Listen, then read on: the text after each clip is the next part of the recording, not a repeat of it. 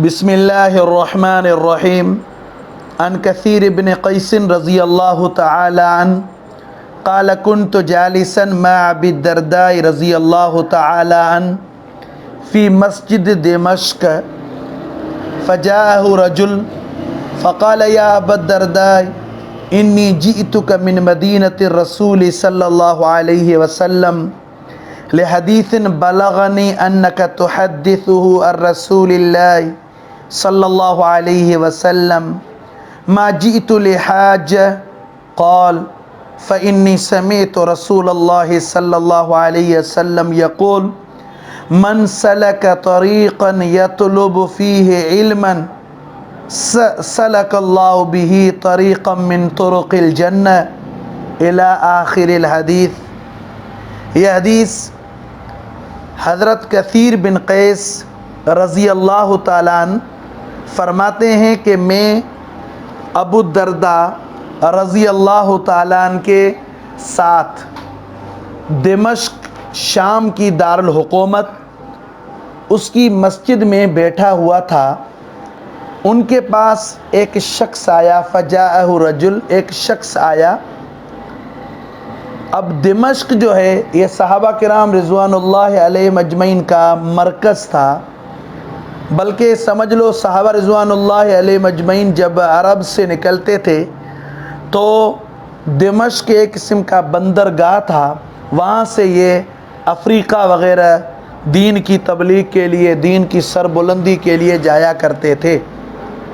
اب جس طرح صحابہ دین کے تبلیغ کے لیے اسفار کیا کرتے تھے، اسی طرح علم کے سیکھنے کے لیے بھی مشقتیں اٹھانا، دور دراز کے اسفار کرنا۔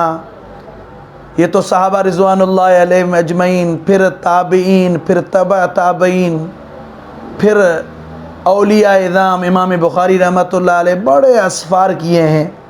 بہرحال تو فرماتے ہیں میں وہاں بیٹھا ہوا تھا تو ایک شخص آیا ابو الدرداء رضی اللہ تعالیٰ عنہ کے پاس، اور آ کر اپنا تعارف کروایا کہ انی جئتک من مدینۃ الرسول صلی اللہ علیہ وسلم، میں مدینہ طیبہ سے پیغمبر علیہ السلام کے شہر سے آیا ہوں، لحدیث، ایک حدیث کی وجہ سے۔ اب دیکھو ایک حدیث کی وجہ سے یہ سفر ہو رہا ہے، وہ حدیث بھی بلغنی انک تحدثہ عن رسول اللہ صلی اللہ علیہ وسلم۔ لکھتے ہیں وہ حدیث صحابی کو پہلے اجمالاً معلوم تھی، اب تفصیل معلوم کرنے کی غرض سے اتنا بڑا سفر کیا ہے۔ یا بعض محدثین لکھتے ہیں پہلے وہ حدیث درمیان میں ایک واسطہ تھا، اس کے واسطے سے سنی ہوئی تھی، اب بلا واسطہ ابو الدرداء رضی اللہ تعالیٰ عنہ سے سننا چاہ رہے تھے۔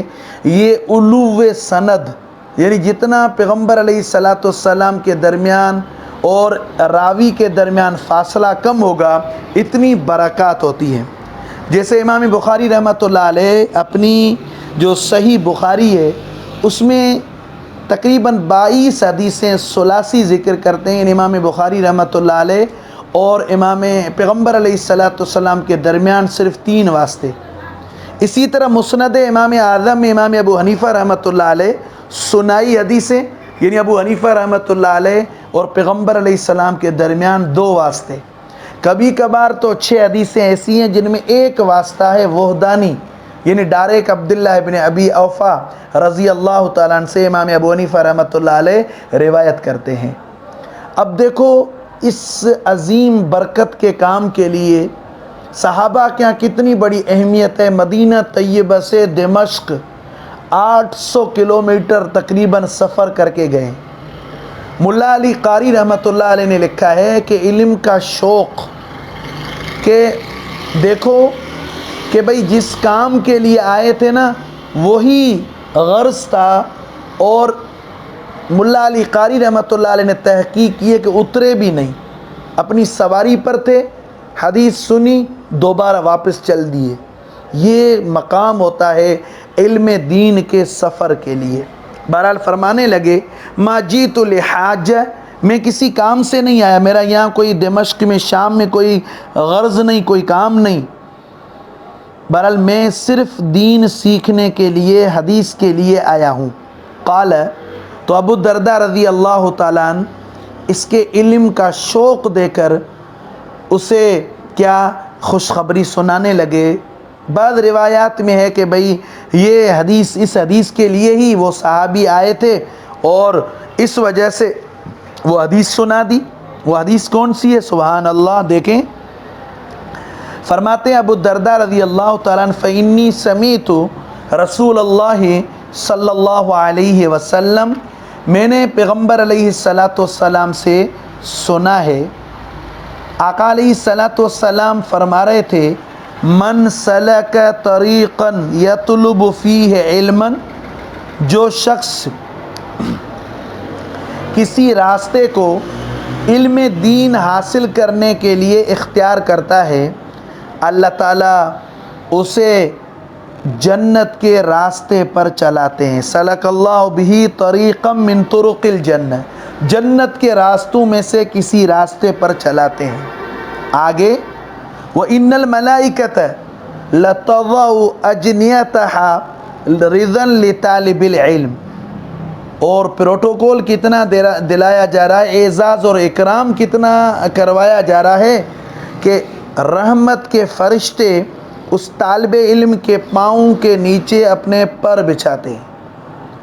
علامہ طور پشتی رحمۃ اللہ علیہ بہت بڑے محدث گزرے ہیں، وہ فرماتے ہیں کہ یہ حقیقت پر محمول ہے۔ بعض حضرات کہتے ہیں کہ نہیں، یہ تواضع اور انکساری ہے۔ اب دیکھو آگے وَإِنَّ الْعَالِمَ، فرماتے ہیں جو عالم ہے، علم سیکھ کر ماشاءاللہ عالم بن چکا ہے، یستغفر لہ من فی السماوات ومن فی الارض، فرماتے ہیں اس کے لیے کیا آسمانوں میں جتنے فرشتے ہیں، مومنوں کے جتنے ارواح ہیں، روحیں ہیں، فرماتے ہیں وہ اس کے لیے دعائے مغفرت کرتے ہیں۔ ومن فی الارض، اور اس طرح زمین کے اندر جتنے کیڑے مکوڑے درندے چرندے یہ سب فرماتے ہیں اس کے لیے دعائے مغفرت کرتے ہیں۔ اچھا فرمانے لگے والحیتان فی جوف الماء، اور حیتان حوت کی جمع بڑی مچھلیاں، وہ جو ہے نا قرآن مجید میں یونس علیہ السلام فالتقمہ الحوت، بڑی مچھلیاں یہ سمندروں کے تہ میں اس کے لیے دعائیں کر رہی ہوتی ہیں۔ آگے فرمایا وَإِنَّ فَضْلَ الْعَالِمِ عَلَى الْعَابِدِ، عالم کی فضیلت، لیکن عالم سے مراد کون بھئی؟ فرماتے ہیں جو کیا احکام الہیہ کو جانتا ہو اور ان کے ماخذ یعنی قرآن حدیث اجماع امہ اور قیاس شرعی پر بھی بڑی مہارت ہو، فرماتے ہیں اس کی فضیلت علی العابد، عابد پر ایسے ہے کہ فضل القمر لیلۃ البدر علی سائر الکواکب، جیسے 14ویں کے چاند کی فضیلت ستاروں پر ہے۔ اب دیکھو یہاں اللہ تعالیٰ نے جو طلبہ ہیں پڑھنے والے ان کو ستاروں سے پیغمبر علیہ السلام نے تشبیہ دی، اور جو عالم ہے اسے چاند سے تشبیہ دی، اور پیغمبر علیہ السلام کو سورج سے، چونکہ چاند کی روشنی سورج سے حاصل ہوتی ہے، تو گویا کہ یہاں پر جو عالم ہیں وہ پیغمبر مدنی صلی اللہ علیہ وسلم کے عظیم علوم سے مستفید ہو رہے ہوتے ہیں۔ اور پھر فرمایا چاند کی روشنی سے جس طرح پورا جہان منور ہو جاتا ہے، اس طرح جہاں عالم جائے ماشاءاللہ وہاں محنتیں، وہاں ترتیبیں، یہ اللہ کا فضل ہوتا ہے۔ اور پھر جس طرح چاند جگمگانے لگے تو پھر ستارے کیا ہوتے ہیں، چمکنے لگے تو ستاروں کی جو جگمگاہٹ ہے وہ کیا بے نور ہو جاتی ہے۔ سورج جب آب و تاب کے ساتھ چمکنے لگے تو چاند کی روشنی بے نور ہو جاتی ہے۔ یعنی طلبہ کو علماء کے سامنے بے ادب اور با ادب ہو کر بیٹھنا ہے، اور علماء کو پیغمبر علیہ السلام کے سامنے اس طرح۔ اللہ تعالیٰ جب زیارت نصیب فرمائے۔ اچھا آگے فرمایا وَإِنَّ الْعُلَمَاءَ وَرَثَةُ الْأَنْبِيَاءِ، علماء جو ہیں نا وہ انبیاء علیہ السلام کے وارث ہیں۔ ورثہ ورثہ تو ویسے تو ان اموال اور جائیداد میں جو انسان چھوڑ کر جائے، لیکن یہاں پر دیکھو سعادت علم والوں کی، فرماتے ہیں انبیاء علیہ السلام کے وارث، وَإِنَّ الْأَنْبِيَاءَ لَمْ يُوَرِّثُوا دِینَارًا وَلَا دِرْہَمًا، فرماتے ہیں انبیاء علیہ السلام نے دنانیر اور دراہم نہیں چھوڑے، انما ورثوا العلم، انہوں نے وارث بنایا کس کا؟ علم کا۔ علم سے مراد جس سے اللہ کا تعارف ہو، شریعت کا تعارف ہو۔ فمن اخذہ اخذ بحظ وافر، جس نے علم کو لے لیا اس نے گویا کہ اللہ کی طرف سے ایک بہت بڑا حصہ لے لیا۔